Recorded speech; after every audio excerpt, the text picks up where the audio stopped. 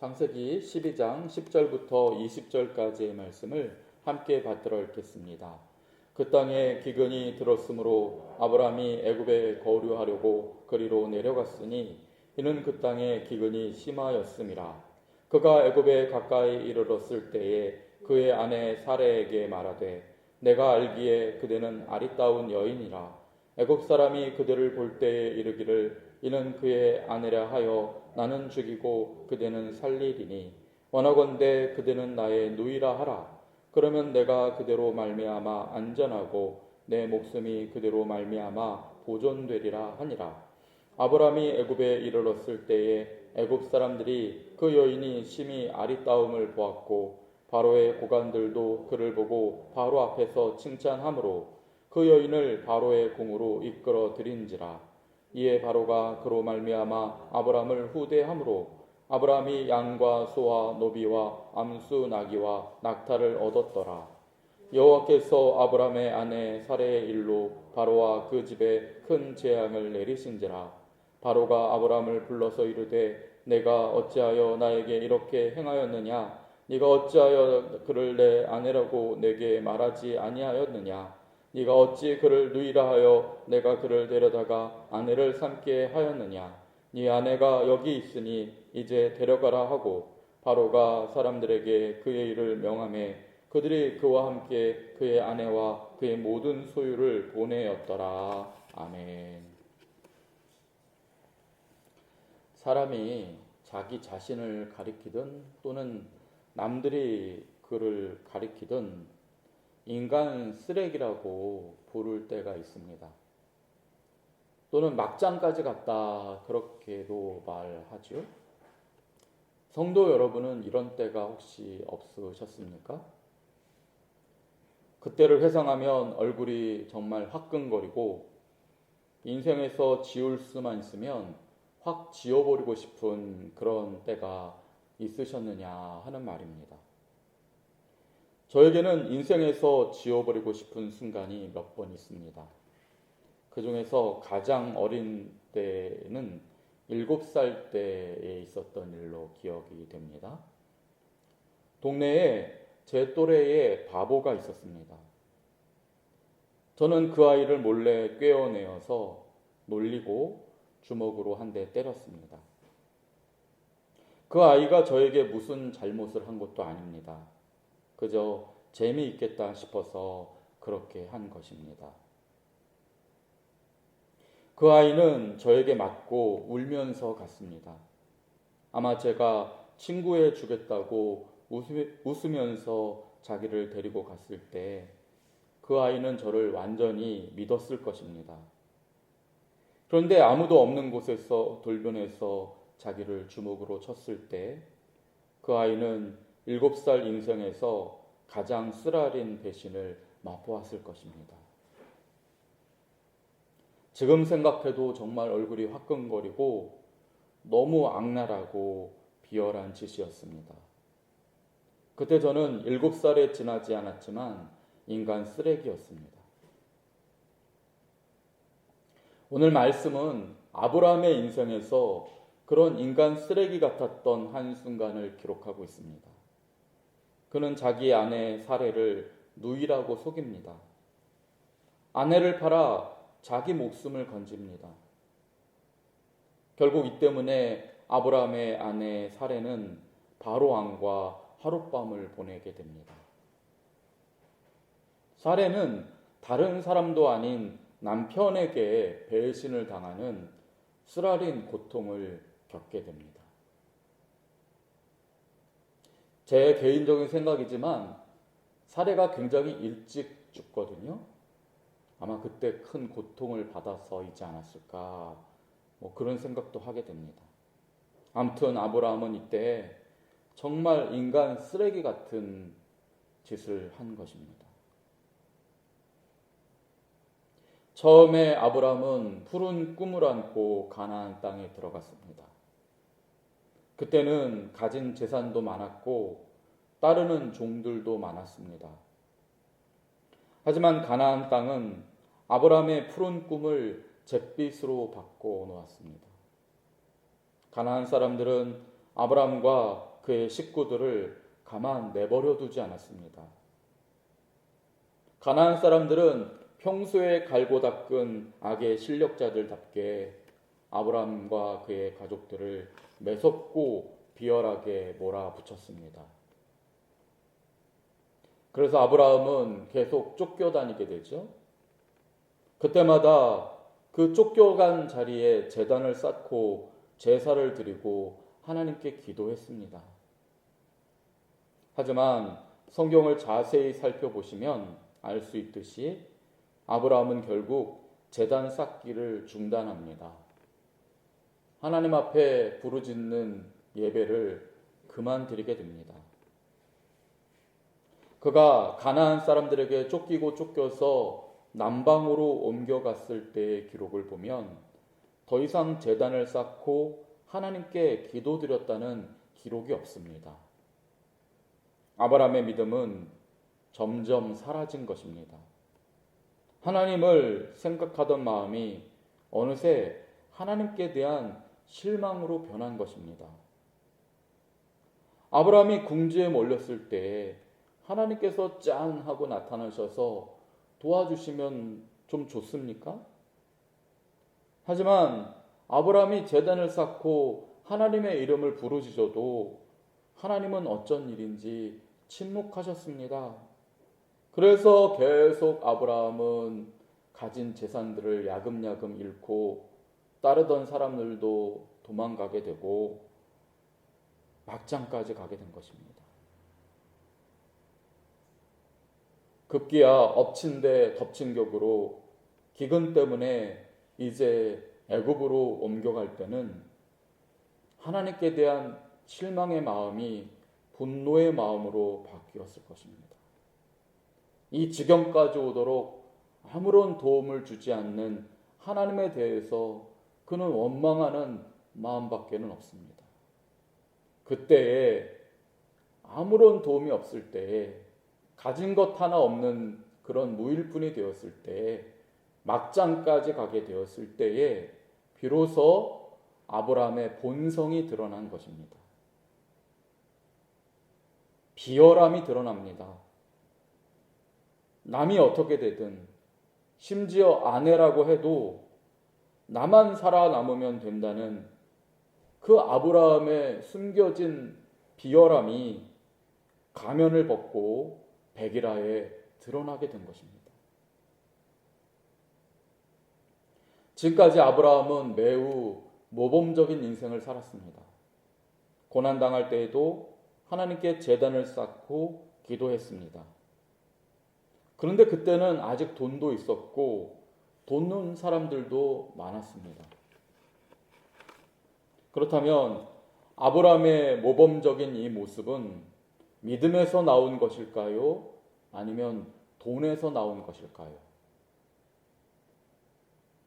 지금 아브라함은 하란에서 가지고 나온 돈과 일꾼들을 다 잃었습니다. 굶어 죽기 직전까지 갔습니다. 그런데 이렇게 막장까지 가니 거기서 아브라함이 진짜 누구였는지가 드러난 것입니다. 살기 위해서라면 아내까지 버릴 수 있는 그저 그런 인간에 지나지 않았다는 사실이 백일하에 드러납니다. 아마 아브라함 자신도 자기 자신이 그런 존재라는 것을 지금까지 몰랐을 것입니다. 지금까지는 돈이 또 그를 따르는 사람들이 그의 가면이 되어 주었습니다. 그래서 그의 본성을 감춰 주었을 뿐입니다. 하지만 돈도 잃고 사람도 잃고 막장까지 가게 되자 사실은 아브라함이 아무것도 아니었다는 사실이 드러나게 됩니다. 심지어 인간 쓰레기였다는 사실이 드러나게 된 것입니다. 그런데요, 오늘 말씀을 보면은 거기서부터 은혜가 다시 시작되는 것을 볼 수 있습니다. 아브라함이 어떤 사람인지 드러나게 되자 그때부터 하나님께서 아브라함의 삶에 개입하십니다. 하나님은 바로와 그의 집에 큰 재앙을 내리셔서 바로 왕이 데리고 잔 사례가 보통 사람이 아니라는 사실을 온 애굽 사람들에게 확실히 알리십니다. 이놈아, 네가 데려간 사례는 내 새끼다. 내 자녀다. 내 새끼 건드리는 놈은 내가 가만두지 않는다. 이렇게 하신 것입니다. 이에 깜짝 놀란 바로는 사례를 돌려보냅니다. 사례를 데려갈 때 지참금조로 준 그 수많은 양과 소와 노비와 암수 나귀와 낙타도 도로 빼앗지 않고 그대로 내주고 돌려보냅니다. 그래서 이제 아브라함은 다시 아내도 찾고 많은 재산과 종도 얻게 됩니다. 처음 하란을 떠나왔을 때보다 더 많은 것들을 얻어서 다시 시작할 힘을 얻게 된 것입니다. 무엇보다 아브라함은 달라집니다. 전에는 겉만 그럴듯한 믿음이었습니다. 돈과 사람이 만들어낸 껍데기 믿음이 아브라함을 그럴듯하게 보이게 했을 뿐입니다. 하지만 이제 아브라함은 자기 자신이 어떤 존재인지를 확실히 알았습니다. 그는 아무것도 아니었습니다. 하나님의 은혜가 없으면 그는 언제든지 인간 쓰레기로 되돌아갈 수 있는 자였습니다. 전에는 제단을 쌓고 기도해도 절실하지 않았습니다. 왜냐하면 하나님 외에도 의지할 돈과 힘이 있었기 때문입니다. 하지만 이제 아브라함은 그럴 수 없습니다. 막장까지 가서 자신이 아무것도 아니라는 것을 확실히 알게 되었기 때문입니다. 하나님이 돕지 않으시면 언제든 자신은 먼지에 지나지 않음을 그는 확실히 알게 됩니다. 그리고 이제 아브라함은 다시 가나안 땅으로 돌아오게 됩니다. 오늘 본문의 다음 장인 창세기 13장을 보시게 되면 이제 아브라함이 애굽에서 다시 찾은 아내와 얻게 된 모든 소유를 가지고 다시 가나안 땅을 밟았다라는 기록이 나와 있습니다. 하나님의 은혜가 임하시니 하란을 떠날 때보다 훨씬 더 많은 힘을 소유하게 되었고 그 모든 것을 가지고 사명의 땅으로 돌아옵니다. 창세기 13장 3절과 4절을 보시면 이런 기록이 나옵니다. 그가 네게부에서부터 길을 떠나 베델에 이르며 베델과 아이 사이 곧 전에 장막 쳤던 곳에 이르니 그가 처음으로 제단을 쌓은 곳이라. 그가 거기서 다시 여호와의 이름을 불렀더라. 다시 돌아옵니다. 거기서 다시 여호와의 이름을 부르게 되었다. 그렇게 성경은 기록합니다. 하지만 이 부르짖음은 이전에 부르짖었던 그 부르짖음과는 완전히 다른 자세의 부르짖음이었습니다. 이제는 오직 하나님만을 바라보며 주님에 대한 감사와 신뢰가 가득한 그 믿음으로 하나님 앞에 예배하게 된 것입니다. 성경을 보면은 그 증거의 말씀이 곧바로 이어져 나오게 됩니다. 아브라함의 소유가 많아지고 롯의 소유도 많아져서 이제는 두 사람들의 목자들이 서로 다투게 되자 아브라함은 롯에게 다음과 같이 제안합니다. 네가 좌하면 나는 우하고 네가 우하면 나는 좌하리라. 어디든 상관없다는 것입니다.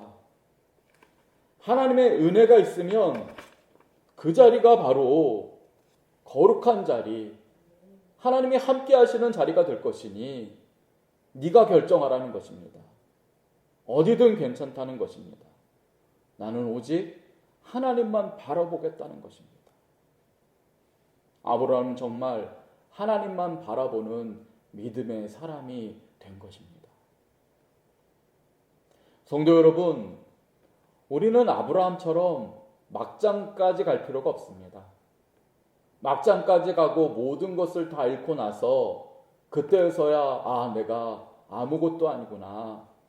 내가 하나님의 은혜 없으면 그저 쓰레기 같은 인생밖에는 살 수 없구나. 그것을 꼭 경험할 필요가 없습니다. 우리는 이 시간 예배를 통해서 아브라함이 경험한 막장 인생과 또 새롭게 회복된 인생을 함께 경험하게 됩니다. 이 새벽에 기도할 때에 성령께서는 우리가 원래 어떤 존재인지를 깨닫게 하십니다. 성령이 우리 안에서 역사하시면 우리는 그저 아무것도 아니며 심지어 인간 쓰레기일 수도 있다는 사실을 깨닫게 하십니다. 그런 내가 십자가 앞에 나온 것입니다. 정욕과 탐심으로 가득한 나를 이 시간 십자가 앞에 못 박는 것입니다. 그 헛된 나는 죽고 주님의 보혈의 은혜로 다시 살아나는 것입니다. 그때 우리는 가나안 땅으로 다시 돌아온 아브라함처럼 주님만 바라보는 믿음의 사람이 되고 오늘 하루를 새로운 피조물로 살아가게 되는 것입니다. 이 예배 시간에 내가 어떤 존재인지를 기도 가운데 깨닫고 십자가에 못 박으시기를 바랍니다. 나의 옛정과 나의 가지고 있는 알량한 생각들을 다 십자가 앞에 못 박고 다시 한번 아브라함처럼 새롭게 시작하시기를 바랍니다. 그때 주께서 우리의 그 믿음을 보시고 새로운 인생, 새롭게 펼쳐나가는 아름답고 복된 인생을 허락해 주실 것입니다. 이 은혜 안에 거하는 저와 여러분이 되시기를 주님의 이름으로 축원드립니다. 아멘. 아버지 하나님, 죽음 같은 잠을 깨우고 이 새벽에 나온 저희들이 성령의 은혜로 깨닫게 하여 주옵소서. 우리가 여전히 가지고 있는 과거의 경험과 또 지금 가지고 있는 그 어떤 알량한 것들에 의지하여서 내 본성을 속이고 그럴듯한 존재라고 속고 있는 것은 아닙니까? 우리는 죄인이며 먼지와 같은 존재인 것을 깨달아 알게 하여 주옵소서. 주님의 은혜가 없으면 아무것도 아니라는 사실을 알게 하시고 십자가 앞에 우리의 옛자아를 못 박게 하여 주옵소서. 그리고 주님의 보혈로 다시 살아 새로운 피조물로 오늘 하루를 살아가게 하여 주옵소서. 아브라함이 다시 주님을 부르짖을 때에 오직 주님만 바라본 것처럼 오늘 이 새벽에 주님만 바라보는 믿음으로 하루를 시작하게 하시고 오늘 저녁에 잠들 때에 감사만 남게 하여 주옵소서. 우리를 살리신 예수님 이름으로 기도드립니다. 아멘.